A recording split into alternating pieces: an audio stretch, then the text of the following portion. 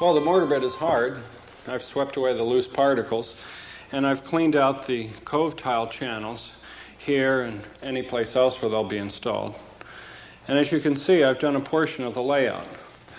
But before I explain the significance of these lines, let me take you through the entire process that I used to get this layout established. And that begins right here with the tiles. And before I start any job, I spread out an array of tiles and space them. In this case, I'm using 1/8" tile spacers. Now, since this is going to be a diagonal layout, the distance that I care about is between the 2 points of the half diagonals. And it is this dimension that I transfer to the jury stick. And since this stick is not as long as unit increments, I make 2 sets of marks. The black marks, which start here, allow me to go into the wall on the right side, and the red marks here allow me to work off the left side of the wall. And I've also made a shorter one to either extend the long jury stick or to get into tight places. Now let me show you how I use these sticks. To begin with, what I want to do is using full diagonals across this long imaginary wall and give me a balanced space on either side. And by using the tape, I've got 6 1/4 inches over here and the same amount on the other side. Now that should look pretty good. But look what happens when I bring it back to the pony wall, which in this bathroom is really the dominant feature. If I give myself 6 1/4 inches over here, look at what happens when I come up to the pony wall. With the diagonal in this position, that throws the border really off-center to this pony wall. So what I'll do is make a compromise and shift it back into this position. That gives me a border that's equidistant on both sides. Now what that means is that the border over there will be about 1 inch wider. But since it will be partially obscured by the toilet, it won't be real noticeable. And over in the doorway area, I generally let the border run right through the doorway.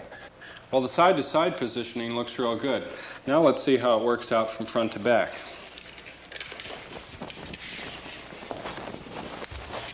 And once again, I want to establish a balance. And in this case, I've got about 4 3/8 up there and about 4 3/8 up front, which is really not that much different from the borders along the other walls. But now let's see how that applies to the front of this pony wall here. If I measure out 1 tile dimension from the border here, I end up with something that is about twice as wide as the tiles on either side of the pony wall, but about the same size as the tile on the front of the face. Now, I could make this match the 2 borders on each side, but if I decrease this border, I increase that border, and that destroys the balance over here. The layout here leaves me with a border under the kick that's minimal, and if I shift it back any more, it'll be totally unacceptable. So this positioning is fine to me. Now you'll notice that none of these borders are really the same dimension, but that's the whole point. I've used the border area as rubber to ensure that my field tiles have a pleasing layout. Now all this jockeying around with the jury stick was preliminary to snapping of any of the border lines. And the procedure there is to go to the most logical starting point. And for me, that meant the tub. The reason for that is that there'll be nothing in front of that tub to obscure any cuts that may be tapering.